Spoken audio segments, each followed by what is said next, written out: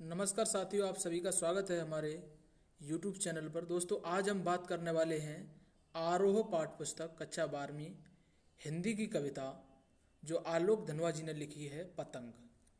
दोस्तों, पहले हम जानते हैं कवि के बारे में, क्योंकि कवि के बारे में अगर हमारे मन में एक रुचि जाग जाती है तो हमें कविता बेहतर तरीके से समझ में आती है और साथ ही हम उस कवि के बारे में और जानने की कोशिश करते हैं और उसकी कविताओं को और ज़्यादा पढ़ने की कोशिश करते हैं।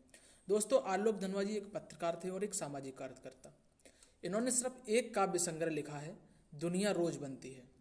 लेकिन दुनिया रोज बनती है इस काव्य संग्रह ने इन्हें इतना पॉपुलर, इतना प्रसिद्ध कर दिया था कि कहा जाता है कि इनके दीवाने, इनके काव्य के दीवाने लोग देश भर से मुंगेर इनसे मिलने पहुंच जाया करते थे।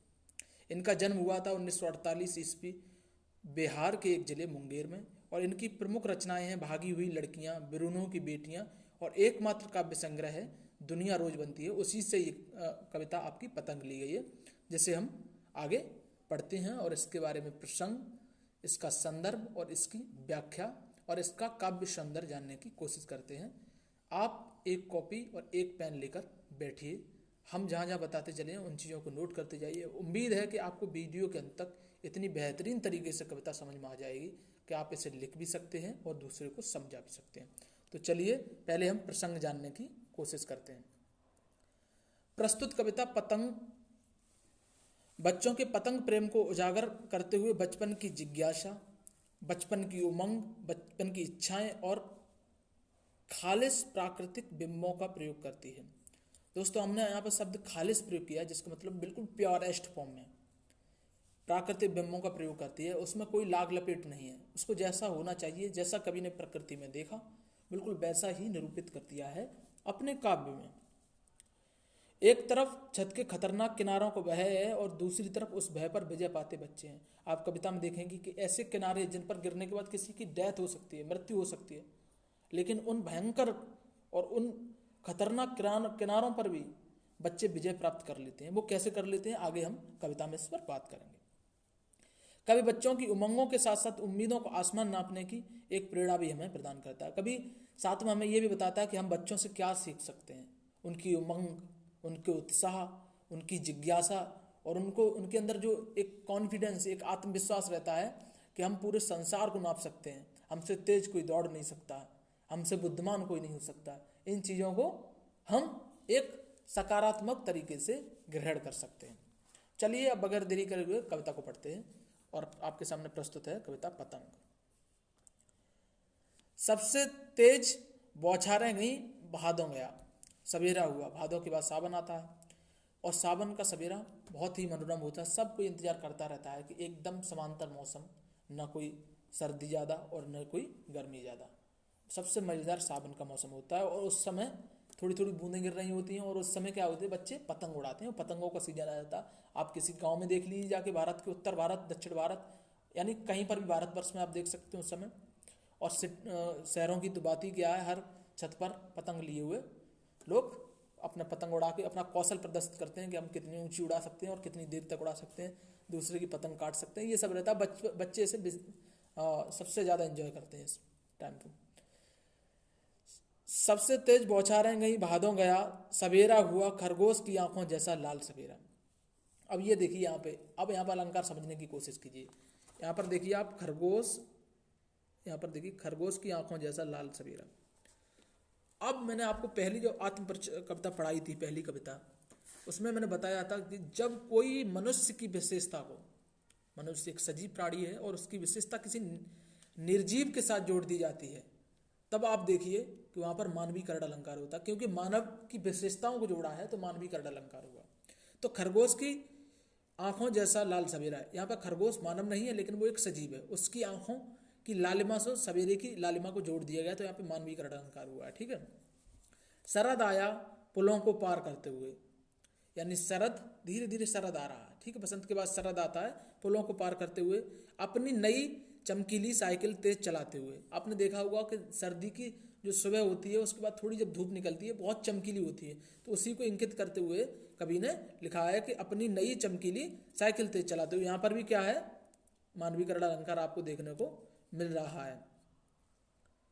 तो मानवीकरण अलंकार के बारे में मैंने आपको बता दिया है, उस आधार पे आप यहाँ पे जान सकते हैं कि शरद कोई ऋतु साइकिल कैसे चला सकती। भाई साइकिल चलाना तो एक मनुष्य की विशेषता है ना। अब शरद जो ऋतु है, जो निर्जीव है, उसकी एक सजीव के साथ विशेषता के साथ उसको जोड़ दिया गया, तो यहाँ पे मानवीकरण अलंकार है। आप स्पष्ट इसको कहाँ पे लिखेंगे? काव्य सौंदर्य के अंदर, मतलब काव्य में कवि ने किस तरीके से सुंदरता प्रदान की है उसके अंदर इसको लिखेंगे। घंटी बजाते हुए जोर जोर से, चमकीले इशारों से बुलाते हुए पतंग उड़ाने वाले बच्चों के झुंड को। अब यहाँ पे ये बच्चों के लिए इन्होंने यहाँ पर बात की है, ठीक है। आप देखिए यहाँ पे इन पंक्तियों में देखिए आप दोबारा से, यहाँ पर बच्चों के लिए बात हुई है कि ये शरद जो आया है, अब ये बच्चों को बुला रहा है, आकर्षित कर रहा है कि आओ सब लोग अब पतंग उड़ाते हैं। इशारे कर रहे हैं बच्चे एक दूसरे को, झुंड बना रहे हैं, ठीक है, आओ पतंग उड़ाते, पतंगबाजी शुरू होगी। तो अब क्या हुआ? चमकीले इशारों से बुलाते हुए और आकाश को इतना मुलायम बनाते हुए कि पतंग उड़ सके। वो सबसे परफेक्ट समय होता है, न ज़्यादा नमी होती है, न ज़्यादा हवाएं होती हैं, उस समय पतंग सबसे बढ़िया। अब आंधी चल रही हो तो आप पतंग नहीं उड़ा सकते। तो सबसे परफेक्ट समय, सबसे उपयुक्त समय जो होता है वो जिस बताया भादों के बाद जब आता है, शरद से पहले, तो वो समय पतंग उड़ाने के लिए सबसे बेस्ट रहता है, जिसके बारे में कभी लिखता है कि अब आकाश इतना मुलायम हो चुका है कि पतंगें आराम से उड़ सकती हैं और ऊपर उठ सकती हैं। कि पतंग ऊपर उठ सके, दुनिया की सबसे हल्की और रंगीन चीज़ उड़ सके। यहाँ पे पतंग के लिए दुनिया की सबसे हल्की और रंगीन चीज़ बताया है। दुनिया का सबसे पतला कागज उड़ सके, बांस की सबसे पतली कमानी उड़ सके। पतंग बनाने के लिए किन किन चीज़ों की आवश्यकता होती है आपने, आप बताइए। आपको यहाँ पे एक कागज़ की ज़रूरत होती है और एक कमानी की ज़रूरत रहती है। तो जो यहाँ पे जो कमानी होती है वो कभी उसके बारे में इंगित कर रहा है, कह रहा है कि बांस की सबसे पतली कमानी उड़ सके, सबसे पतला कागज उड़ सके, या जो पॉलीथीन से बनी हुई है वो सबसे उड़ सके। इसके लिए अब पर्याप्त और उपयुक्त मौसम आ गया है, और वो इशारे करके वो बच्चों को बुला रहा है, उनको आकर्षित कर रहा है कि आप झुंड में आओ और पतंगबाजी शुरू करो।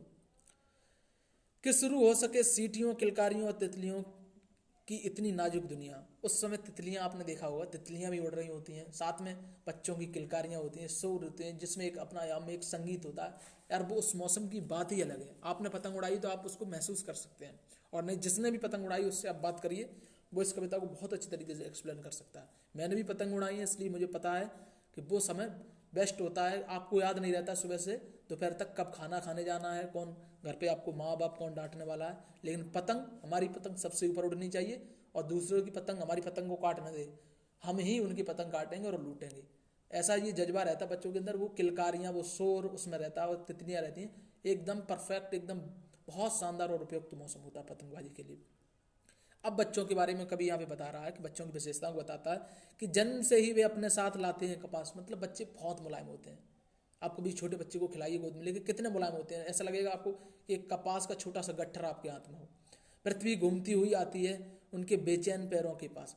ऐसा लगता है जब वो दौड़ते हैं तो पृथ्वी उनको थकाना नहीं चाहती है, स्वयं उनके वो वहीं पे पैर बस उठाते हैं, और वो दौड़ती दौड़ती पृथ्वी खुद उनके पैरों के नीचे आना चाहती है। ऐसा कभी यहाँ पर इंगित करता है। जब वे दौड़ते हैं बेसुध छतों को भी नरम बनाते हुए, यहाँ पर छतों को भी नरम बनाते हुए, मतलब जब उनके पैर पड़ते हैं तो कभी को ऐसा लगता है कि छत जो कठोर होती है वो भी नरम हो गई है। पृथ्वी स्वयं, यहाँ पे देखिए आप किस तरीके से बिंबों का प्रयोग किया जा रहा है। पृथ्वी घूमती हुई उनके पैरों के नीचे आ रही है, और जब उनके पैरों का स्पर्श छत पाती है तो वो मुलायम हो जाती है। समझ रहे हो आप? तो वो यहाँ पर कभी कहना चाहता है दिशाओं को मृदंग की तरह बजाते हुए। अब दिशाएं मृदंग की तरह बज रहे हैं यहाँ पर, ठीक है, दिशाओं को मृदंग की तरह बजाते हुए। यहाँ पर भी आप देखिए मानवीकरण अलंकार आपको मिल जाएगा कि मृदंग दिशाएं नहीं बजाते, मतलब दिशाएं मृदंग की तरह कैसे बज सकती हैं, वो तो एक वाद्य यंत्र है, ठीक है। जब वे पैंग भरते हुए चले आते हैं डाल की तरह लचीले बेग से अक्सर, मतलब उनके अंदर, बच्चों के अंदर बेग होता है, और वो एकदम थोड़े कोशिश करते हैं कि लंबे लंबे पैग मारते हुए, मतलब पैग बोलते हैं कदम को, उसको मारते हुए और तीव्रता के साथ वो अपनी मंडली में पतंगबाजी करने के लिए तीव्रता के साथ चले जाते हैं। और वो इतने लचीले होते हैं, बताया कि उन्होंने बताया पहले कि इतने मुलायम होते हैं जैसे कोई डाल की कमानी हो, लच गई हो इस तरीके से, ठीक है। वो जगह जगह से लच सकते, मतलब उनके अंदर एक लचक रहती है। बच्चे मुलायम होते हैं, उनकी हड्डियां मुलायम होती हैं, उसी को इंगित यहाँ पर कर रहा कभी। छतों के खतरनाक किनारों तक उस समय गिरने से बचाता है उन्हें सिर्फ उनके ही रोमांचित शरीर का संगीत। पतंगों की धधकती ऊंचाइयों ने थाम लेती है महज एक धागे के सहारे। पतंगों के साथ साथ वे भी उड़ रहे हैं अपने रंध्रों के सहारे। अब यहाँ पे आप देखिए कि आपने देखा होगा कि जब अभी आप कभी पतंगबाजी करते हैं तो छत के जो खतरनाक किनारे होते हैं उन पर डर रहता है कि अगर कहीं फिसल गए और आप देख रहे हैं पतंग की तरफ, लेकिन कहीं फिसल गए तो गली में गिरेंगे, आप कहीं गिरेंगे तो चोट लग सकती है, कोई भी बच्चा हो सकता है। लेकिन बच्चों को अभ्यास इतना है कि उनके अंदर लचक है, वो गिरते नहीं हैं। वो तभी कभी कहता है कि वहाँ पर उनके अंदर शरीर में एक रोमांचित सा संगीत बज रहा है और उसी के आधार पर वो इधर से उधर दौड़ रहे हैं, रोमांचित हो रहे हैं, वो खतरनाक किनारों के डर को भी जीतते जा रहे हैं।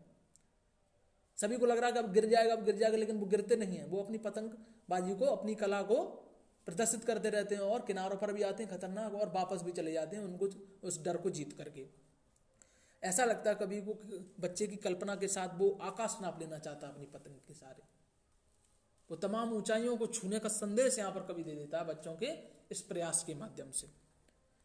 अब हम चलते हैं आगे।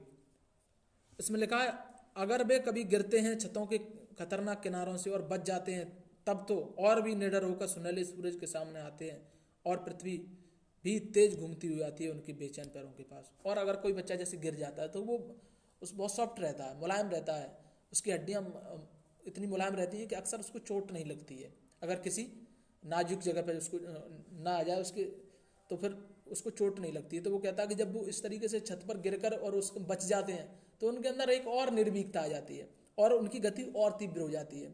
वो खड़े हो जाते हैं सूरज के सामने, जैसे एक बच्चे के अपना सांस खड़े हो जाते हैं, उन्हें लगता है कि हम दुनिया जीत लेंगे। और इसी